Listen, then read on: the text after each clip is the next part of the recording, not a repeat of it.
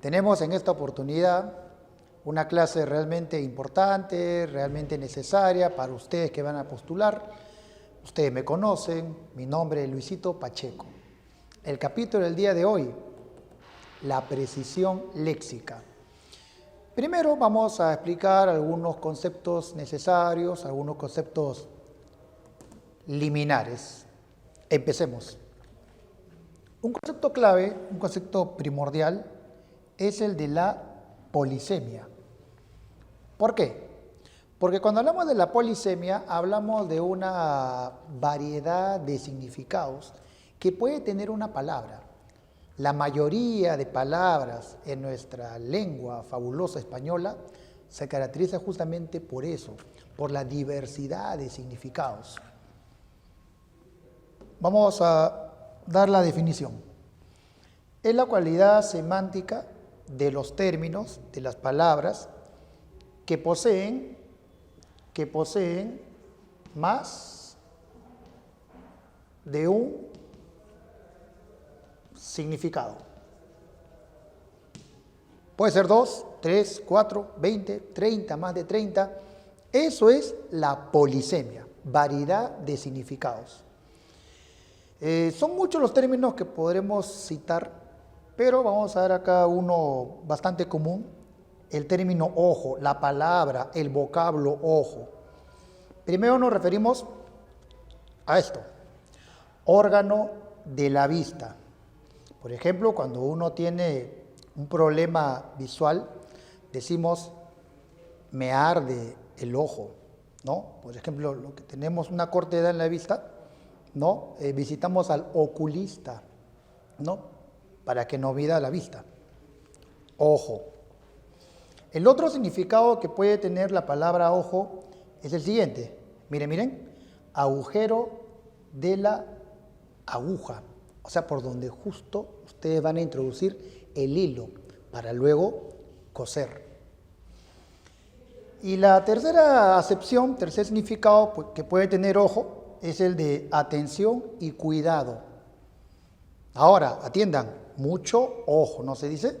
Ya, esos son los significados que puede asumir la palabra ojo y que va a depender de nosotros los hablantes a la hora de otorgar un mensaje, transmitir un mensaje. Lo contrario de la polisemia, como complemento, es la monosemia, que es una cualidad que consiste en tener un solo significado. Hablamos de monosemia particularmente cuando aludimos a la terminología científica, ¿sí? El segundo concepto que me parece importante y vamos acá a abordarlo es el de la monotonía. Cuando decimos que un discurso es monótono, ¿no? Vamos a hablar de un discurso donde el hablante, donde el emisor se caracteriza por tener un lenguaje un poco aburrido, un poco pesado. ¿Por qué?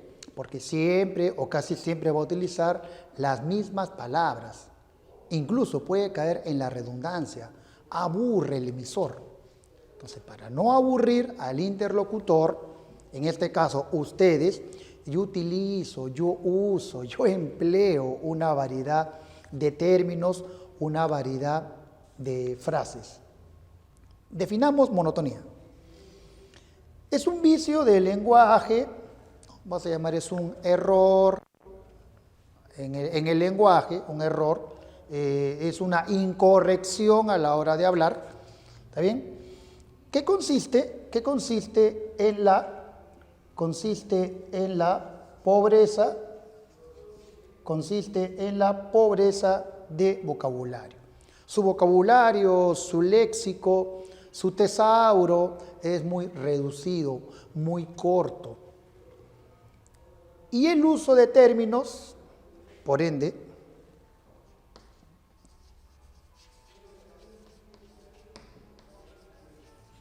imprecisos.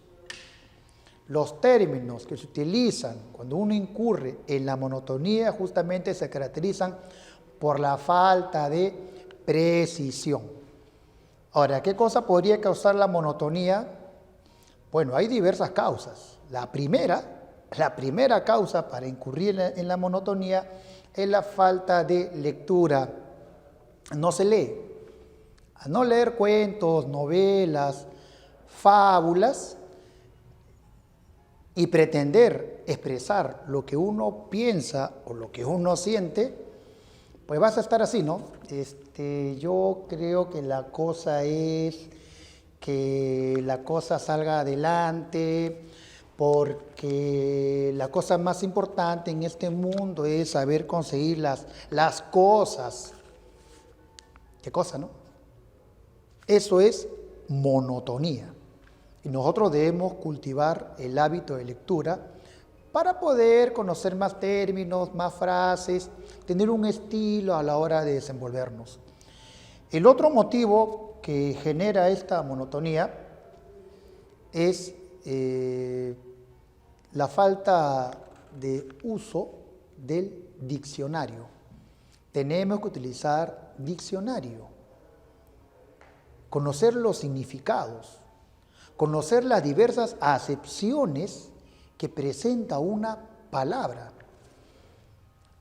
Como estamos en tiempos ya modernos, donde el uso constante es de este aparatito, el celular, yo les recomiendo tener siempre a la mano el diccionario, la aplicación del diccionario, ¿sí? Para estar de repente en el bus, en el aula misma de clases, de repente en el parque, recuerdas alguna frase, o cuando estás leyendo en tu habitación, ¿no? En la sala, por doquier. Siempre es necesario tener el diccionario a la mano. Y antes era mucho más difícil, ¿no? Tener el libro, ¿no? Material, cargarlo, era bastante difícil. Uno anotaba las palabras en una hojita y luego uno llegaba a la casa e investigaba. Ahora no, ahora tenemos el diccionario, tenemos aquí la aplicación, ¿sí? Tenemos aquí la aplicación. Lo voy a apagar para que ustedes se deleiten. Aquí está. Tenemos el diccionario, las palabras y nosotros disfrutamos mejor. Bien. Otro concepto importante es el denominado la palabra comodín. La palabra comodín es un término que se ha vuelto muy famoso en esto de razonamiento verbal en la parte de predicción léxica. La palabra comodín es el término, es el vocablo que posee un significado muy general, muy amplio significado. Y esa amplitud de significado que va a generar, y por tanto susceptible de ser usado en una variedad de contextos, ¿Pero qué tipo de contextos? Contextos lingüísticos. Contextos lingüísticos. Hace algunos minutos yo les había mencionado la palabra cosa. Justamente la palabra cosa es uno de los conceptos, los términos que abundan en nuestros discursos, ya sea con los amigos, ya sea de repente con los familiares, hacemos un uso excesivo de la palabra cosa. Pero tú podrías pensar que de repente la palabra cosa ahora no debería utilizarse, ¿no? No vas de repente a satanizar la palabra cosa. No voy a decir la palabra cosa porque el profesor Pacheco me ha dicho que no utilicemos porque ese es un síntoma de la monotonía. Yo no he dicho eso. Cuando se hace un uso excesivo de la palabra cosa, ¿no? Ahí sí incurrimos en una monotonía. Pero eso no quiere decir que nunca lo utilices. Mientras ese uso no sea recurrente, no va a haber ningún problema. Claro que si conocemos mejores palabras más precisas, sería lo ideal. A este término comodín, a esta palabra comodín, también se le denomina también se le denomina depredadora. Palabra depredadora. Es un término que lo acuña un escritor, un periodista español que gusta bastante de lo que es la investigación en lingüística, ¿sí? Y él le llama palabra depredadora. ¿Saben por qué le llama palabra depredadora? Porque esta palabra depreda, roba, despoja el uso de otros términos. O sea, él se apropia, ¿no?, de los significados que tienen otras palabras quizás más precisas. Por eso la palabra depredadora. Un ejemplo, antes de explicar lo que tenemos acá en la pizarra, es la palabra arrancar. Arrancar es un término que se ha hecho ya de uso muy extensivo en los hablantes. Por lo menos acá en Perú, acá en Lima. En Lima el término arrancar es bastante utilizado. Por ejemplo, cuando alguien dice ya, ¿y hoy con qué arrancamos el trabajo? Dice, ¿con qué arrancamos el trabajo? Lo ideal sería hablar de la palabra iniciar mejor, ¿no? Principiar. Hoy con qué iniciamos el trabajo, pero no, dice arrancar. Otro contexto lingüístico donde se usa esta palabra arrancar. Por ejemplo, cuando alguien no te cae de manera simpática, tú le dices, ¿sabes qué? Arranca. O sea, vete, retírate. Pero la gente utiliza la palabra arrancar. De ese término arrancar podría ser un ejemplo de término depredador. Veamos acá. ¿Me atiendes? Veamos acá, ¿me atiendes? Hizo un artículo interesante. Hizo un artículo interesante. Los artículos ¿se hacen? No, los artículos no se hacen. Los artículos se redactan. Los artículos se escriben. Entonces acá diríamos mejor, redactó un artículo interesante. ¿Se nota la diferencia o no? Sí, se nota la diferencia. El término hacer es un término comodín y un término más preciso justamente es el término redactar. Mamá hizo un rico estofado. Mamá hizo un rico estofado. El estofado, la sopa, el guiso, ¿se hace? ¿Se hace? No, no se hace. Mejor que diríamos, el guiso se cocina. Mamá hizo un rico estofado, término más preciso para el contexto, diríamos, mamá cocinó. No diga, mamá, hoy día haz sopa. No, mamá hoy cocina sopa. Mamá, hoy día haz arroz con pollo. No, mejor di, mamá cocina un arroz con pollo. No exageres en el uso de la palabra depredadora hacer. Si lo vas a utilizar, repito, que no sea recurrente. Si no, vas a caer en lo que es la monotonía. Bien, esos fueron los conceptos liminares, los conceptos de entrada del tema de la precisión léxica. Vamos ahora a definir el ejercicio precisión léxica. Ejercicio que viene en el examen de admisión de algunas universidades, como la UNI, la Universidad Nacional de Ingeniería, ¿no? Como en la UNEVAL, en Huánuco, también viene este tema, también se presenta en el examen de admisión. De ahí su importancia, tanto para el examen de admisión como también para el hablante mismo.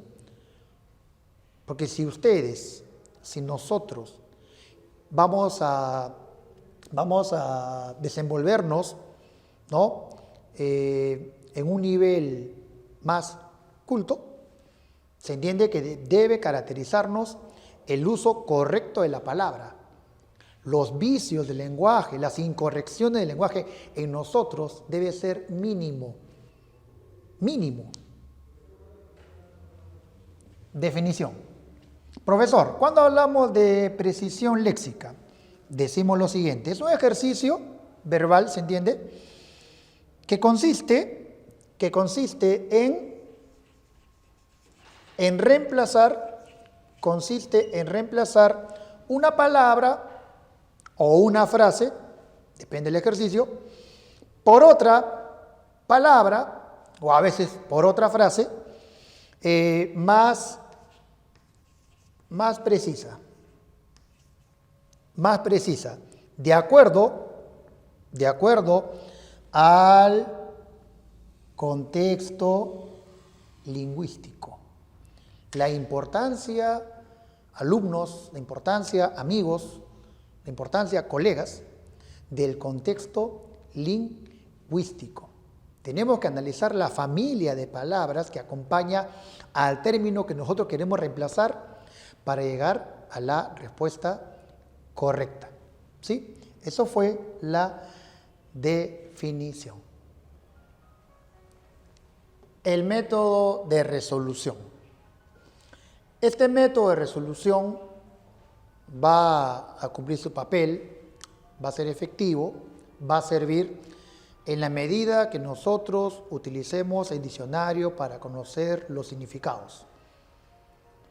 Mientras menos significados conozcamos, el ejercicio se hace más difícil. Veamos. Vamos a analizar la oración, analizamos los términos, dividimos el texto para poder identificar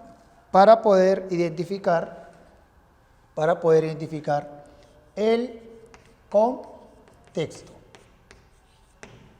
El contexto lingüístico, ¿se entiende? Cuando identificamos el contexto, se entiende que vamos a verificar si el contexto es de repente ligado a la cocina, gastronomía, de repente estamos hablando de un contexto filosófico, estamos hablando de un contexto literario, etc. A eso me refiero con identificar el contexto. Luego, vamos a distinguir el significado de las palabras. Es necesario utilizar el diccionario. Finalmente, elegimos el término, la palabra, el vocablo con el significado más preciso, para el contexto. Ejercicios de aplicación. ¿No me crees? Te digo que no miento. Si la intención es que la otra persona le crea, no basta entonces con decir. ¿Qué se sobreentiende? Que la otra persona le quiere dar crédito a lo que le está confesando, a lo que le está diciendo. Entonces, la palabra más precisa para este contexto podría ser la siguiente, ¿no?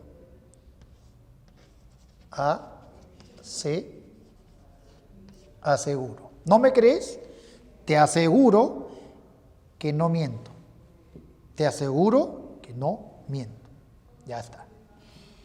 Nadie puede decir cuándo moriremos. Ya. Y como esto es para futuro, se entiende que en el significado del término que tú vas a elegir para reemplazar a decir, pues también tiene que ver con el tiempo que viene, con el futuro.